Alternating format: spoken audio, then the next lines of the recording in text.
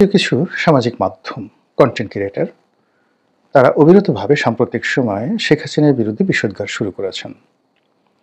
তাদের বক্তব্য হলো যে এই আওয়ামী লীগের লোকজন আর কতদিন ভারতে থাকবে, বা শেখ হাসিনা কেন ভারতে থাকবেন। ভারতে এমনকি দায় পড়েছে যে আওয়ামী লীগ এবং শেখ হাসিনার জন্য তারা ভারত বাংলাদেশ সম্পর্ক ঝুঁকির মধ্যে ফেলে দিয়েছেন বা কেন দিবেন। অথবা এই গত 15 মাসে বাংলাদেশের সঙ্গে ভারতের ব্যবসা বাণিজ্য না হওয়ার ফলে ভারতের পর্যটন খাত, ভারতের চিকিৎসা খাত, ভারতের আমদানি রপ্তানি থেকে শুরু করে অন্যান্য যে সকল অর্থনৈতিক যে সেক্টরগুলো রয়েছে সেখানে যে ব্যাপক ক্ষয়ক্ষতি হয়েছে, এই দায় দায়িত্ব কে নেবে? কৌশলগত কারণে নরেন্দ্র মোদী সরকার বা বিজেপি তারা আওয়ামী লীগের সঙ্গে সম্পর্ক রাখতে পারে, কিন্তু কলকাতার যে গেস্ট হাউসটি বা নিউ মার্কেটের যে দোকানগুলো ভারতের যে পণ্য সামগ্রী নিয়ে পসরা সাজিয়ে বসে থাকতো বাংলাদেশি সেই পর্যটকদের জন্য, তারা এই সময়টিতে কিভাবে জীবনযাপন করছেন, কিভাবে তাদের চলছে, সেই খবর তার সরকার রাখছে না। এই বিষয়গুলিকে পুঁজি করে বিভিন্ন কন্টেন্ট ক্রিয়েটর তারা বিভিন্ন ভারতীয় যারা সাধারণ মার্চেন্ট রয়েছেন, ব্যবসায়ী রয়েছেন, সাধারণ জনগণ রয়েছেন, তাদের সাক্ষাৎকার নিয়ে শেখ হাসিনার বিরুদ্ধে বিষোদ্গার শুরু করেছেন। আপনারা জানেন যে ভারত একটা বড় দেশ এবং সেখানে অসংখ্য পথ এবং মতের মানুষ রয়েছে, এবং বাংলাদেশের তুলনায় সেখানে যে গণমাধ্যমের স্বাধীনতা, মানুষের কথা বলার স্বাধীনতা, মত প্রকাশের স্বাধীনতা অনেক অনেক বেশি। কাজেই সেখানে সবকিছুই অনুরণিত হয়। শেখ হাসিনার পক্ষে যেভাবে ভারতের একেবারে প্রথম শ্রেণীর পত্রিকাগুলো, দ্য হিন্দু, হিন্দুস্তান টাইমস, আনন্দবাজার পত্রিকা, ইন্ডিয়ান এক্সপ্রেস, এই ধরনের বড় বড় পত্রিকাগুলো, কিংবা এনডিটিভির মতো আন্তর্জাতিক মিডিয়া যেখানে ভারত রয়েছে, বিবিসি ইন্ডিয়া, এরপর এদের যে সকল বন্ধু মিডিয়া রয়েছে পশ্চিমা দুনিয়াতে, যেমন Washington post, the guardian, London Times, Sunday Times, তারপরে নিউ ইয়র্ক টাইমস, তারপর ইন্টারন্যাশনাল টাইম ম্যাগাজিন থেকে শুরু করে আরও বড় বড় পত্রিকা, তারা মূলত এই ভারতীয় সাংবাদিকদের, যাকে বলা হয় প্ররোচনায় হতে পারে, বা তাদের ইনফ্লুয়েন্সে প্রভাবে হতে পারে, বা তাদের ইন্টারেস্টের কারণ হতে পারে, সম্পর্কের কারণ হতে পারে, তারা গত কয়েক মাসে শেখ হাসিনাকে যে কভারেজ দিয়েছে এটি বিরল। এরকম বাংলাদেশের মতো একটা তৃতীয় বিশ্বের রাষ্ট্রের কোনো নির্বাসিত রাজনৈতিক নেতা, সেই নির্বাসিত রাজনৈতিক নেতা বা ক্ষমতাচ্যুত কোনো রাজনৈতিক নেতা, তাকে নিয়ে আন্তর্জাতিক মিডিয়া কন্টিনিউয়াসলি একাধিক ক্রমে যে ইতিবাচক রিপোর্ট তারা ছাপিয়েছে, অ্যাজ ইট ইজ মনে হয়েছে যে প্রতিষ্ঠানগুলোর মালিকানা আওয়ামী লীগের। ওভাবে তারা প্রচার করেছে। বাংলাদেশে আওয়ামী লীগ শাসন আমলে যেভাবে 71 টিভি আওয়ামী লীগের গুণগান গাইত, তো ঠিক একইভাবে সেই ওয়াশিংটন পোস্টের মতো পত্রিকা, নিউ ইয়র্ক টাইমসের মতো পত্রিকা যেভাবে শেখ হাসিনাকে গ্লোরিফাই করার চেষ্টা করেছে, এর পেছনে ভারতীয় সেই প্রথম সারির যে সংবাদ মাধ্যম রয়েছে তাদের একটা গুরুত্বপূর্ণ ভূমিকা রয়েছে, যেগুলোকে ভারত এখন গদি মিডিয়া বলা হয়। অর্থাৎ নরেন্দ্র মোদীর সঙ্গে যাদের খুব ভালো সম্পর্ক তাদেরকে সবাই গদি মিডিয়া বলে।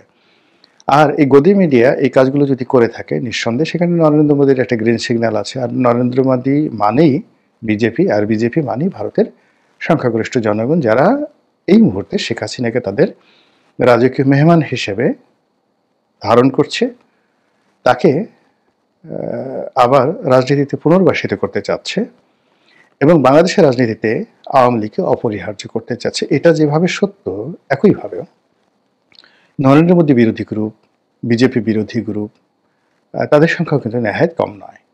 আবার বাংলাদেশের যে সকল টোকাই ইউটিউবার রয়েছে তাদের সঙ্গে আবার কিন্তু ভারতের যে সকল টোকাই ইউটিউবার রয়েছে তাদের একটা নিদারুণ সম্পর্ক রয়েছে।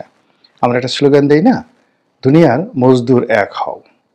দুনিয়ার সকল ভালো মানুষরা যেভাবে একত্রে থাকে, মন্দ মানুষদেরও কিন্তু তেমনি একটা ইউনিটি রয়েছে, এবং ভালো মানুষদের তুলনায় মন্দ মানুষের যে ইউনিটি এবং গ্লোবাল ইউনিটিটা অনেক অনেক বেশি।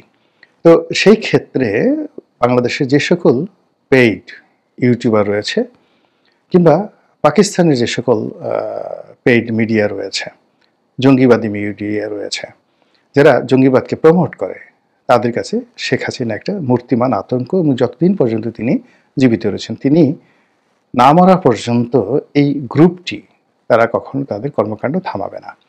তো এরই ধারাবাহিকতায় ভারতের বেশ কিছু সামাজিক মাধ্যমে ইদানিং কথাবার্তা হচ্ছে এবং তারা এমনভাবে জিনিসগুলো প্রচার করছে যে মনে হচ্ছে যে মিস্টার পুতিন ভারতে এসেছেন নরেন্দ্র মোদীর সঙ্গে দেখা করার জন্য এবং তাদের মূল এজেন্ডা ছিল মূলত শেখ হাসিনাকে মস্কোতে আশ্রয় দেওয়া। অথবা পুতিনের যে সকল দেশ রয়েছে যেগুলোর উপর পুতিনের খুব প্রভাব রয়েছে, সেটা রাশিয়ার মধ্যে বা সিআইএস কান্ট্রিগুলো, সেটা কাজাকিস্তান হতে পারে, আজারবাইজান হতে পারে, আর্মেনিয়া হতে পারে, উজবেকিস্তান হতে পারে, কিংবা সেই আরও অনেক যে সকল দেশ রয়েছে সেগুলো হতে পারে। তো সেই সমস্ত জায়গাতে শেখ হাসিনাকে রাখার জন্য নরেন্দ্র মোদী মূলত মিস্টার পুতিনকে ডেকে এনেছেন। এই সকল কথাবার্তা যেমন একদিকে হচ্ছে, আবার অন্যদিকে আওয়ামী লীগের যারা লোকজন তারাও কিন্তু বসে নেই।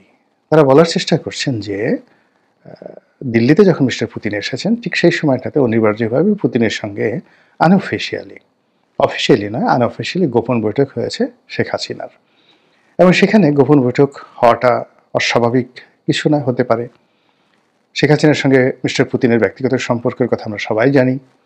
এরপর শেখ হাসিনার জামানাতে রাশিয়া যে পরিমাণ বিনিয়োগ বাংলাদেশে করেছে এবং রাশিয়া তার আঞ্চলিক রাজনীতিতে বাংলাদেশকে যেভাবে আওয়ামী লীগের নেতৃত্বাধীন বাংলাদেশকে যেভাবে তারা বিশ্বাস স্থাপন করেছে, সেক্ষেত্রে শেখ হাসিনার প্রতি তার ব্যক্তিগত ফিলিংস থাকবে, তারপরে শ্রদ্ধাবোধ থাকবে, অনুকম্পা থাকবে, এটা স্বাভাবিক ব্যাপার। আর রাশিয়ার একটা ব্যাপার হলো রাশিয়া আমেরিকার মতো নয়।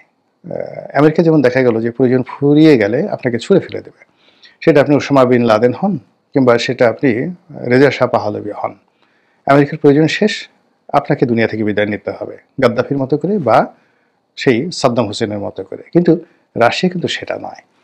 রাশিয়া সেই জারের আমল থেকেই তারা পারস্পরিক সম্পর্ক বন্ধুত্বটাকে ভীষণ রকম মর্যাদা দেয়। দেখুন না, এই যে মধ্যপ্রাচ্যে সিরিয়াতে কি হলো, বাশার আল আসাদের যে সরকার, সেই সরকারের পেছনে রাশিয়ার বিনিয়োগ ছিল ব্যাপক।